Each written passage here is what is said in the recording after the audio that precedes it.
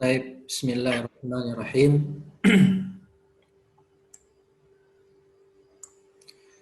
Bismillahirrahmanirrahim. Assalamualaikum warahmatullahi wabarakatuh. Salam. Alhamdulillahi rabbil alamin Waalaikumsalam warahmatullahi wabarakatuh. wa bihi nasta'in wa ala umuri dunya waddin. Sallallahu ala anbiya'i wal mursalin sayyidina Muhammadin wa ala alihi wa ashabihi wa man tabi'ahu bi ihsanin ila yaumiddin, amma ba'd. Bapak-bapak sekalian, para penuntut ilmu rahimani wa rahimakumullah. Alhamdulillah, bersyukur kita kepada Allah Subhanahu wa taala atas limpahan nikmat yang telah Allah berikan, terutama nikmat iman dan Islam. Dan juga atas nikmat Allah jugalah ya kita bisa kembali dipertemukan pada hari Ahad ini, pekan ketiga, sesuai jadwal. Kita akan mengkaji yang sudah kita lakukan di pekan pertama, yaitu Al-Waraqat fi Usul Fiqih, karya Abul Ma'ali Al-Juwaini Asy-Syafi'i rahimahullah, yang disyarah oleh Syekh Sa'ad Asy-Syatri hafizahullahu ta'ala. Salawat dan salam semoga senantiasa tercurahkan buat kita baginda Nabi Muhammad sallallahu alaihi wasallam beserta keluarga beliau, sahabat dan orang-orang yang senantiasa mengikuti jalan beliau hingga akhir zaman.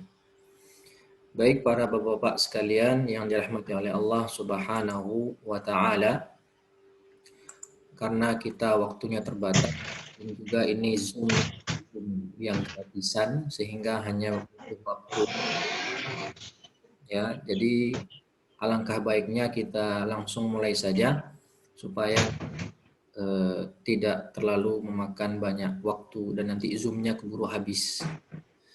Baik bapak-bapak sekalian, ada ibu-ibu nggak nih? Belum ada.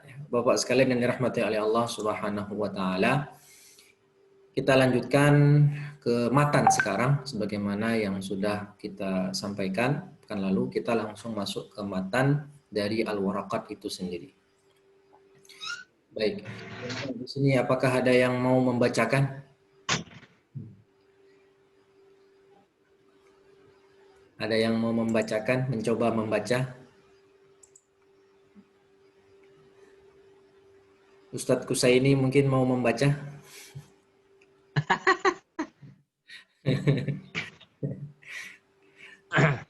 Saya mau belajar, Ustaz. Baik, kalau begitu saya bacakan saja, tidak apa-apa. Baik ya. Bismillahirrahmanirrahim. Matannya di atas dan syarahnya di bawah.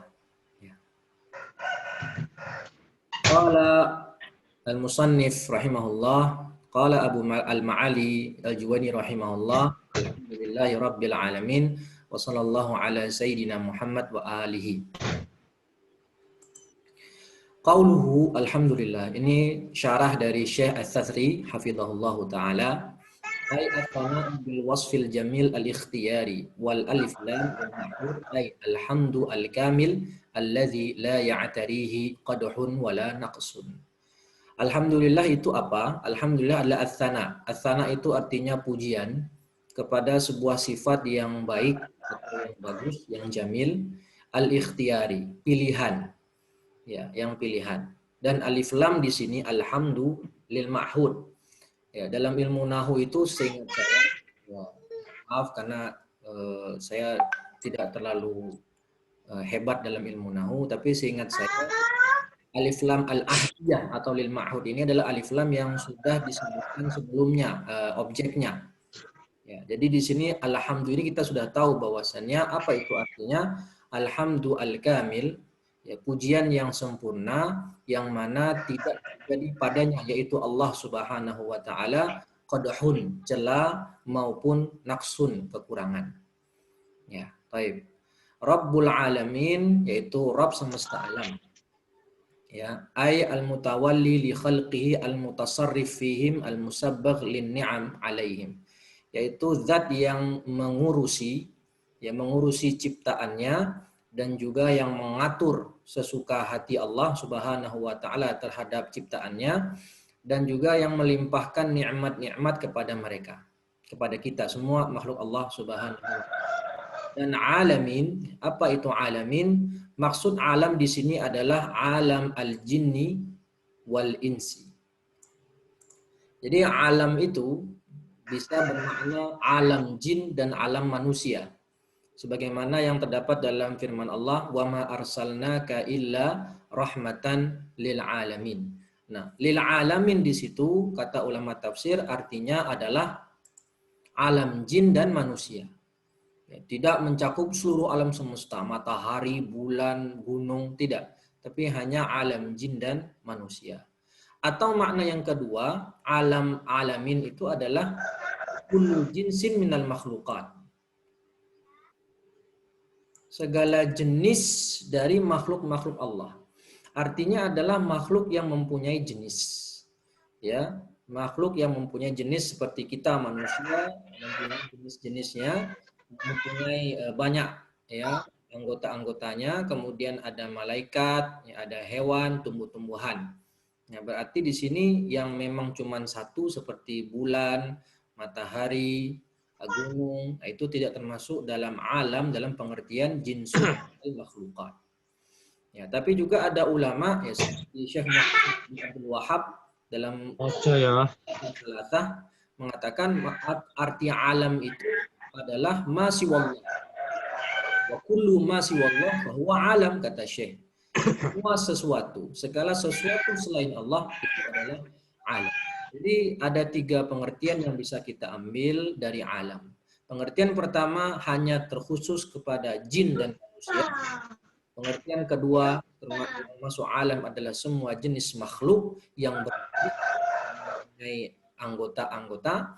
Dan yang ketiga ada yang mengatakan alam artinya semua sesuatu, segala sesuatu selain Allah Subhanahu wa ta'ala. Maka termasuk matahari, bulan, dan yang lain.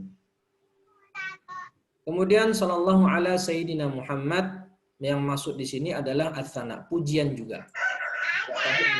Pujian untuk Allah, dan ini adalah pujian dari Allah atas Nabi kita Muhammad sallallahu alaihi wasallam.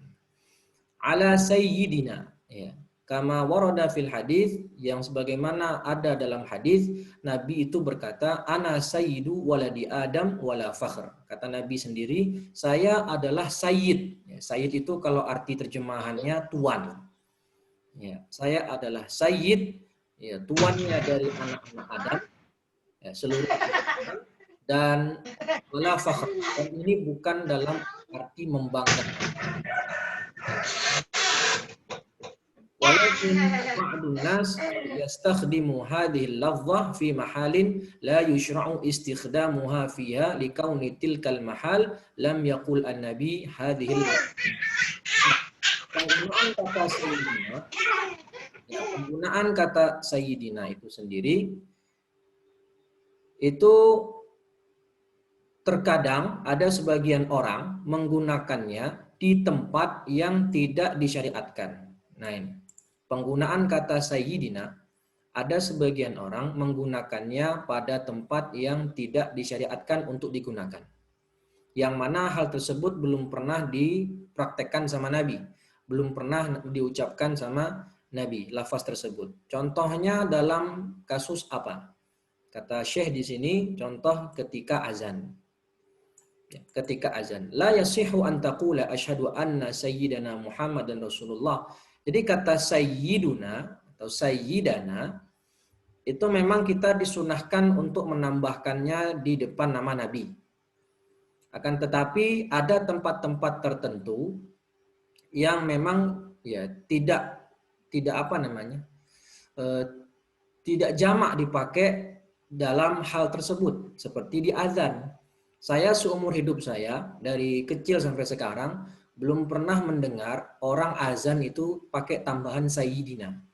Kayak tadi asyhadu anna sayyidana Muhammadar Rasulullah. Tidak pernah saya dengar. Karena memang dalam lafaz azan sudah Sudah ta'abudi, ya, sudah ditentukan begitu dan tidak ada tambahan sayyidinanya. Ya, tidak ada tambahan sayyidinanya. Maka penggunaan kata sayyidina di dalam lafaz azan itu tidak disyariatkan. Begitu juga dalam lafaz apalagi dalam membaca tasyahud. Ya, ketika membaca tasyahud. Allahumma salli ala sayyidina Muhammad wa ala ali sayyidina Muhammad.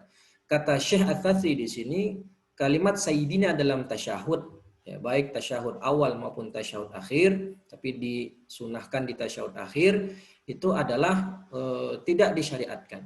Jadi langsung Allahumma sholli ala Muhammad wa ala ali Muhammad. Ya, meskipun dalam kasus mazhab Syafi'i khususnya yang saya baca dari kitab-kitab Syafi'i, yaitu memang tidak mengapa, bahkan dianjurkan membaca sayyidina ketika tasyahud. Nah, kemudian wa alihi.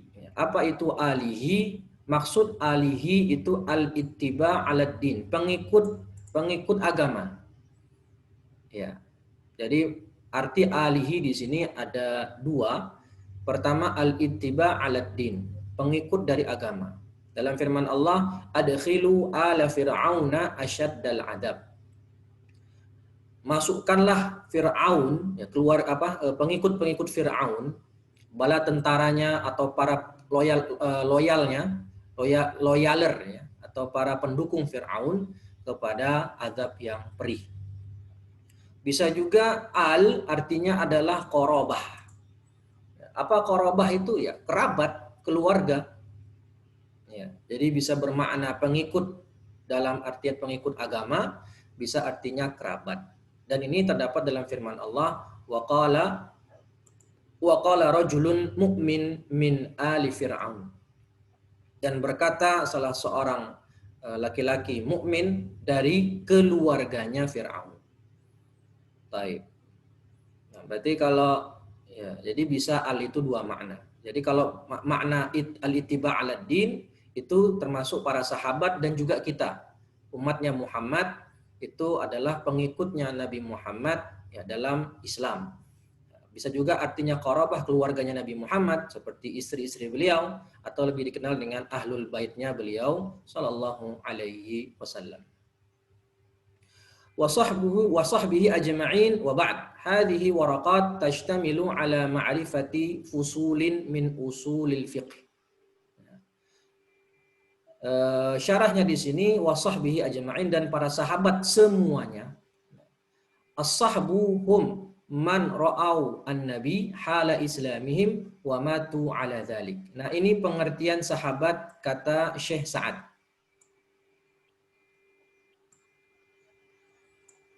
Yaitu siapa yang melihat Nabi dan meninggal dalam beriman kepada Nabi. Artinya meninggal dalam keadaan berislam dan beriman. Ya.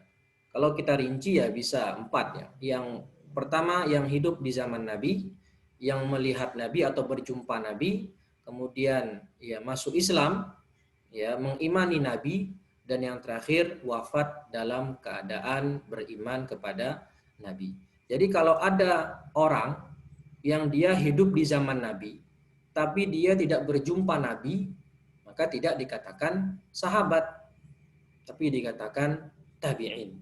Sebagaimana kasus Uwais Al-Qarni yang cukup masyhur, beliau rela padahal beliau ingin bertemu dengan Rasul dan beliau hidup di zaman Rasul, tapi karena baktinya kepada ibunya, mengurus ibunya, maka dia tidak sempat untuk bertemu Rasulullah Shallallahu Alaihi Wasallam, sehingga beliau tidak dikatakan sahabat karena belum pernah bertemu dengan Nabi Shallallahu Alaihi Wasallam. Ada juga yang bertemu Nabi, hidup di zaman Nabi, tapi nggak beriman sama Nabi. Yaitu kita kenal dengan Abu Lahab, paman beliau sendiri, Abu Jahal, ya kemudian Abu Talib, ya paman beliau yang baik. Itu mereka semua bertemu Nabi, tetapi mereka tidak menjadikan fasilitas itu untuk beriman kepada Nabi, sehingga mereka tidak dikatakan sebagai sahabat. Oke. Wa qad ja'at an-nusus bi tsana' 'ala sahabah wa raf'atan manzilatihim. telah banyak hadis-hadis, telah banyak teks-teks dalil, baik dari Al-Quran maupun Sunnah, yang memuji para sahabat dan yang meninggikan kedudukan mereka. Ya, kita semua sepakat bahwasanya para sahabat adalah generasi terbaik umat ini. Barang siapa yang mencela sahabat, maka dia mencela ya Nabi. Ya, kata Nabi, khairul quruni qarni, sebaik-baik masa adalah orang-orang yang hidup di masaku. Tsummal ladzina yalunahum, tsummal ladzina yalunahum. Kemudian setelahnya dan setelahnya. Dalam Al-Qur'an, Muhammad Rasulullah walladzina ma'ahu asyidda'u 'alal kuffar ruhama'u bainahum. Nah, ini ma'ahu, walladzina ma'ahu.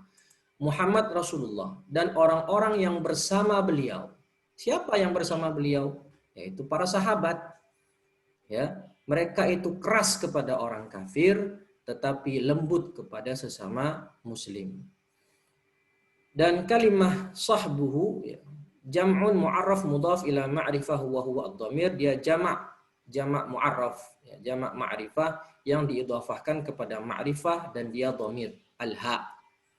Ya. Fayufidul umum, maka dhamir ini berakibat umum ya. Maksudnya apa umum? Yashmalu jami'a man sahibahu sawa'an fi awali hayatihi ba'dal bi'tsah. Yang pertama, auman sahabihi fi Makkah. Kemudian ada yang di Madinah dan ada yang ba'dal hijrah, ada yang ba'da bai'ati ridwan dan ada yang ba'da fathi Makkah. Ya, semuanya adalah sahabat. Jadi umum di sini sahabat itu baik yang beriman di awal-awal diutusnya Rasulullah seperti Abu Bakar, kemudian istri beliau Khadijah, ya, baik itu termasuk orang-orang yang masuk Islam di awal-awal diutusnya Nabi, atau yang masuk Islam ya ketika di Makkah, ya ketika periode Makkah sebelum hijrah, ya seperti Bilal misalnya, ya, Bilal bin Rabah dan yang lain, keluarga Yasir. Kemudian ada yang masuk Islam menjadi sahabat Nabi ketika di Madinah, ya seperti kaum Ansar, ya. Kemudian ada yang masuk Islam ba'dal hijrah, ya setelah hijrahnya Nabi. Ada yang di Bai'atur Ridwan dan juga ada yang Fathu Makkah. Ya, ada yang juga di Fathu Makkah. Nah, jadi semuanya adalah sahabat selama memenuhi dua syarat tadi, ya melihat Nabi. Ya, dan Islam, masuk Islam artinya beriman kepada Nabi dan meninggal dalam keadaan beriman. Semuanya berhak berlaku bagi mereka penamaan sahabat dan juga berlaku bagi mereka pujian terhadap mereka dalam nas-nas yang ada. Wa qauluhu wa ba'du, ya, kalimat ini adalah kalimat yang yukta datang untuk menjelaskan intiqal min syai'in ila syai'in akhar. Ya, perpindahan suatu kalimat kepada kalimat lain. Itu dikatakan dengan pakai wa ba'du. Qauluhu, kata Al-Juwaini rahimahullah, al-waraqat. Hadhihi waraqat. Waraqat itu artinya lembaran-lembaran. Ya. Belum buku. Kalau buku itu sudah dijilid ya. Kalau ini waraqat itu hanya beberapa lembar ya, seperti 5 lembar, 10 lembar. Ya, hanya lembaran-lembaran dari kata waraqah, kertas. Yani hadzal muallif wa hadzal musajjil waraqat kutibat fiha wa laysa al-murad mujarrad al-waraqat wa innamal murad al-waraqat wa ma kataba 'alaiha min kitabatihi fa ka'annahu arada min hadhihi al-lafdhah ma kataba 'ala al-waraq. Jadi maksudnya waraqat di sini kata Syekh Ats-Tsatsri bukan hanya sekedar lembaran-lembaran kosong. Enggak, tapi maksudnya waraqat di sini adalah lembaran-lembaran yang di sana berisi matan, yang di sana berisi matan-matan sederhana untuk pembelajaran usul fikih tingkat awal. Wa qauluhu tajtamilu ala fusulin min usul fiqh. Dan perkataan Al-Juwaini, waraqat tadi itu berisi, ya, mencakup di dalamnya, memuat di dalamnya fasal-fasal tentang usul fikih. yakni anna hadhil waraqat fiha isyarah ila ba'di mabahithi ilmi usul fiqh wa laysat muhtawiyah wa la mushtamilah ala jami'i mabahith hadzal ilm. Artinya, waraqat tadi hanya berisi isyarah, ya, pembahasan ringkas di sini maksudnya isyarah. Ya, pembahasan ringkas. Ya. Dan tidak membahas secara mendetail atau secara mendalam. Karena dia hanya isyarah dan dia hanya warakat. Ya, jadi memang warakat ini adalah ilmu matan yang cocok bagi untuk ilmu awal. Ya, sebelum nanti kalau Allah mengizinkan setelah kita mengkhatamkan kitab ini, maka bagi yang ingin lanjut ke kitab berikutnya boleh. Ya, kita naik ke kitab misalnya setelah Al-Waraqat masuk ke Taisir Ilmu Usul Fiqih. Ya, karya Syekh Yusuf. Kemudian bisa juga kita naik ke setelah dari itu naik ke kitab Ma'alim Usul Fiqih. Ya, naik terus naik nanti ya, yang lebih tinggi itu naik ke Ar-Raudhah. Raudhatul Raudhahnya Imam Ibnu Qudamah. Ya. Baik. Jadi intinya waraqat di sini hanya membahas ilmu usul fikih untuk tingkat dasar, ya hanya sekilas, ya, tidak terlalu mendalam. Karena memang untuk pemula dia adalah mukhtasar, ya, ringkas, ya, tidak terlalu panjang lebar. Baik. Wa huwa muallif min juz'aini, ya, usul fikih itu kata Al-Juwaini, dia tersusun dari dua mufrad. Ya, yang pertama usul dan yang lainnya adalah fiqih. Baik. Kita langsung ke sini. Ya. Ahaduhuma al-usul. Jadi usul fikih itu tersusun dari dua kalimat, dua kata. Yang pertama usul dan yang kedua adalah fikih. Ya, ini sisi murakkabnya. Kalau dilihat dari sisi murakkab, mudhaf dan mudhaf ilaih. Yang pertama kita lihat di sini apa itu usul. Ya, usul itu qauluhu ahaduhuma al-usul ai dari antara dua tadi ada usul, mufrad pertama usul dan yang kedua adalah fikih wal akhar fiqih. Ai ats-tsani kalimat yang kedua ya adalah fikih. Wa hakadza qarrara al-muallif yang dijelaskan oleh muallif bahwasanya ilmu ya yudhafu ilal fiqh, bahwasanya ilmu usul ini diidhafahkan, disandarkan kepada fikih, maka dikatakan usul fikih.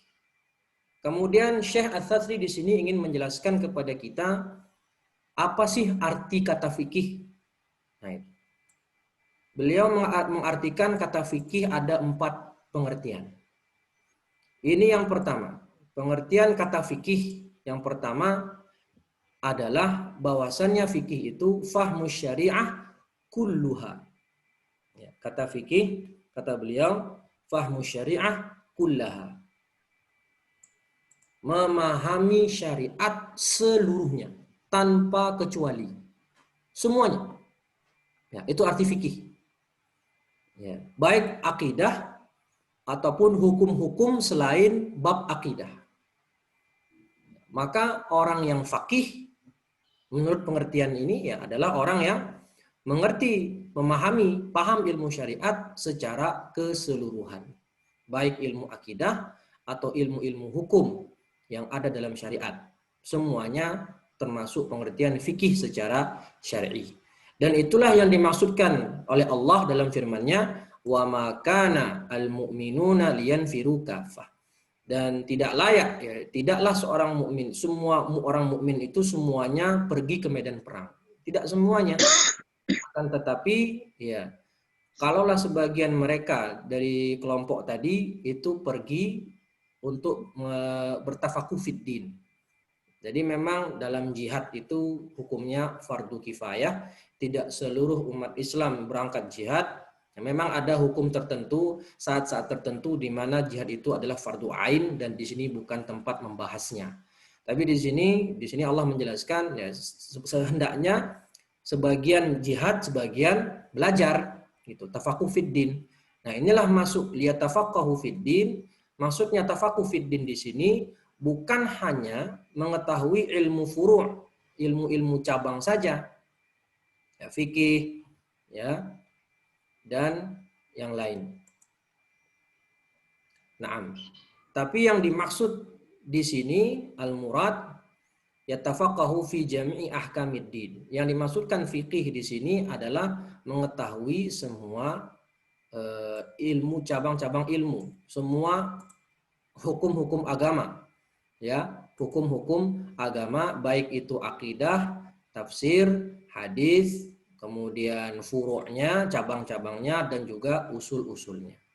Dan itulah yang disetujui atau yang dikuatkan oleh Imam Abu Hanifah Nu'man bin Thabit rahimahullah. Kata beliau, fikih itu adalah ma'rifatu an-nafsi ma laha wa ma 'alaiha.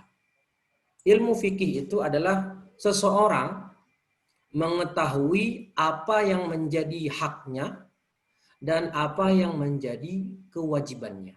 Nah, itu arti hak dan kewajibannya kepada Allah atau kepada syariat. Dan jika diidhofahkan usul kepada fikih dengan i'tibar seperti ini, dengan maksud seperti ini, ya, sudut pandang seperti ini, maka la iskal, kata Syekh. Tidak masalah. Ya. Kenapa? Karena yang namanya qawaid al-usuliyah, kaidah-kaidah usul itu adalah landasan bagi semua ulum syar'iyyah. Jadi kaidah usul yang akan kita pelajari dalam usul fikih itu menjadi landasan. Bisa kita gunakan untuk istimbat al-ahkam, mengeluarkan hukum dari teks-teks dalil yang ada. Baik itu yang dikeluarkan hukum syar'i, hukum amal, baik juga bisa kita keluarkan darinya hukum yang sifatnya akidah. Ya, baik yang bisa kita keluarkan hukum dari sisi akidah. Jadi kaidah usuliyah mencakup seluruh ilmu. Ilmu syariat maksudnya. Ya, ilmu syariat, baik itu akidah maupun yang bukan akidah, seperti fikih, faraid dan yang lainnya. Baik, itu pengertian pertama. Afwan, ini sisa 8 menit, ya, nanti insya Allah setelah mati kita hidupkan lagi sebentar, ya, untuk mungkin ada yang mau bertanya, setelah itu kita tutup. Nah, makna yang kedua, makna fikih yang kedua di sini adalah al-ilmul mustamil 'alal ahkam al-amaliyah, yaitu ilmu yang mencakup hukum-hukum amali saja. Ya, hukum-hukum amali saja. Ya. Inilah yang menjadi kebanyakan yang diambil oleh para pakar, ya, para ulama mengartikan bahwasanya fikih itu adalah al-ilmu bil ahkami syar'iyyah al-amaliyah al-muktasab min adillatiha at-tafsiliyah. Kalau kita baca di buku-buku usul yang lain, seperti saya punya buku di sini Usul Fiqih karya Dr. Iyad bin Nami As-Sulami, dalam buku judulnya Usul Fiqih alladzi la yasa'ul faqih jahluhu. Nah, di situ beliau mengartikan bahwasannya namanya fikih adalah ilmu yang berkaitan dengan amal, ya, hukum-hukum yang sifatnya amali. Seperti apa? Wajibnya sholat, wajibnya puasa, ya, kemudian pembagian faraid, laki-laki dapat berapa, suami dapat berapa, laki-laki dapat asobah, sisa, suami dapat berapa kalau istrinya meninggal, suami dapat setengah kalau tidak punya anak, seperempat kalau punya anak, nah begitu seterusnya. Kemudian ya mawarith, ya sama, mawarith dan yang semisalnya.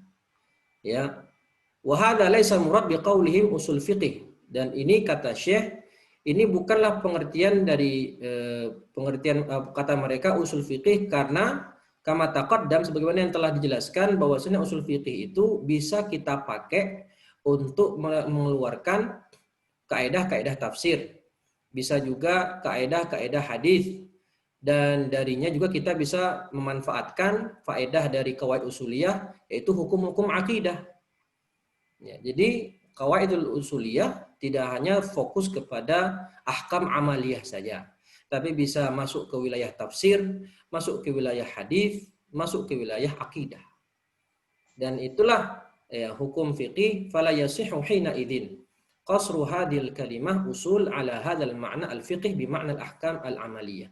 Maka di sini Syekh Sa'ad ya, tidak setuju ya, tidak setuju dengan yang mengatakan fikih itu hanya fokus membahas ahkam amaliyah saja.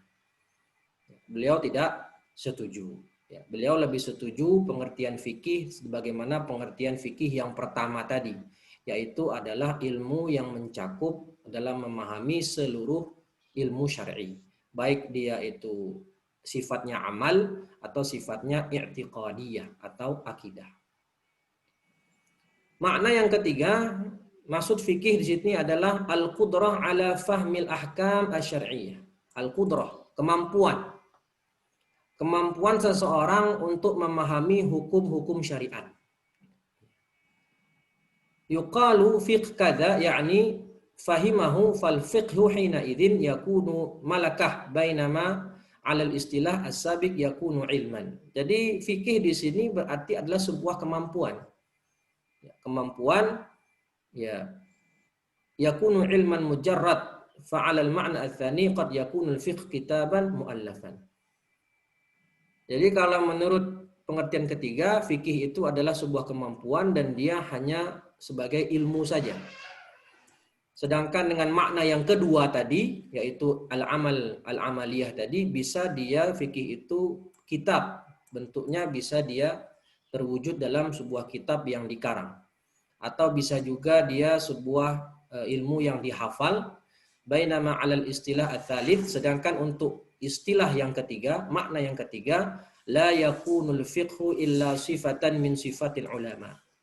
Maka fikih menurut pengertian yang ketiga berarti hanya sebuah sifat yang dimiliki oleh ulama. Yang mana tentu ulama saja yang mempunyai kudrah di sini, mempunyai kemampuan untuk memahami dalil-dalil syar'i.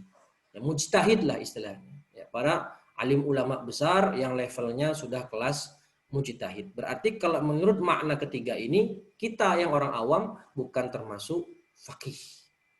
Ya. Yang keempat, an yurad bi kalimatil fiqhi al-ahkam adh-dhanniyah al-amaliyah. Nah, ini kata Imam Ar-Razi. Ya, Fakhrur Razi. Bukan Fakhrur Razi menak ya, tapi Fakhrur Razi ulama Asy'ari ya, yang mempunyai kitab tafsir ini Ar-Razi.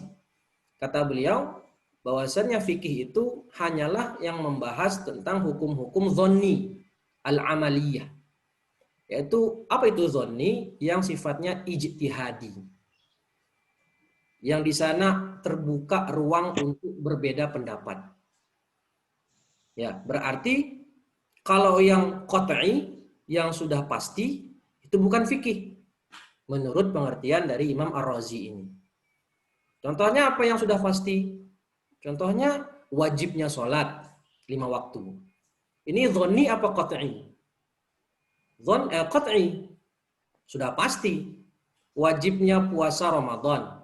Ini dhanni apa qat'i? Qat'i. Haramnya zina. Haramnya riba secara umum. Ya, haramnya membunuh. Dan yang lainnya. Ini adalah perkara qat'i yang mana kalau menurut pengertian Imam Ar-Razi, maka dia bukan termasuk sebagai bukan termasuk sebagai ilmu fikih. Ya, karena menurut Imam Ar-Razi, ilmu fikih hanya terbatas kepada perkara yang dhanni saja dan tidak yang qat'i. Maka di sini kata Syekh,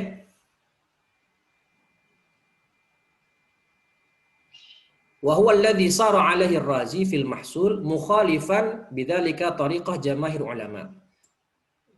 Pendapat Imam Ar-Razi ini menyelisihi jumhur ulama dalam pengertian fikih, yang mana fi ja'li mafhumul fiqih ashmal min dzalika bihaitsu yashmalu indahum ma 'alaihi dalilun qat'i.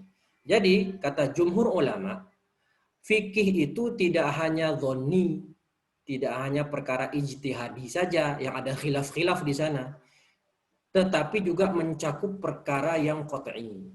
Seperti wajibnya sholat, wajibnya zakat, wajibnya puasa Ramadan, dan yang lain. Yang mana itu diistilahkan dengan sebuah kata atau kalimat ma'lum bid darurah. Perkara yang sudah diketahui secara bersama oleh kaum muslimin.